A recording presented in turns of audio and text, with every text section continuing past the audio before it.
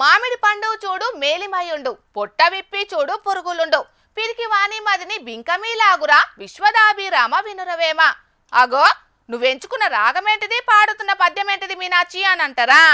ఇగో ఈ మామిడి పండును చూసినాక మీరు సుతం వేమన్న పద్యం మార్చి వాడతారు పక్క.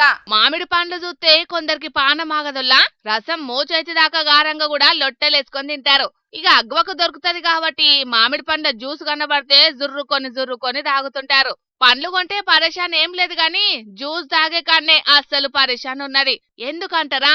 ఇగో మామిడి పండు పొట్ట విప్పి చూడు పురుగులున్నాయోల్లా, మరి పసుపు పచ్చటి గుజ్జులా తెల్లటి పురుగులు ఎట్లా తిరుగుతున్నాయో చూడుండ్రోల్లా.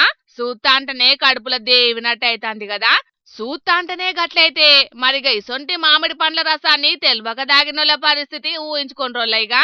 ఇంత చక్కెర పోసి ఐస్ గడ్డలేసి గ్రైండర్ పట్టిస్తే అయిపోయి. కండ్లతోటి చూసే వీలుండదు కాబట్టి కండ్లకి తెలియదు, కడుపులా గడగడ అనుకుంటే కడుపుకు కూడా తెలియదు.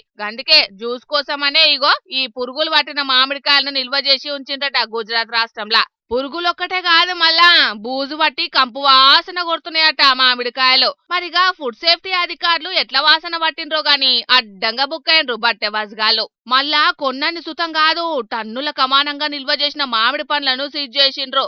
మామిడి పండ్లను చూసి తోల్తా అధికారులే షాక్ అయినరట. చూడుండ్రు ఎట్లున్నదో కదా. చూస్తున్నారు కదా పబ్లిక్, సీజన్ అయిపోతుందని ఎగిరిపడి తాగితిరా ఆగమైతారు, జాగ్రత్త మరియా.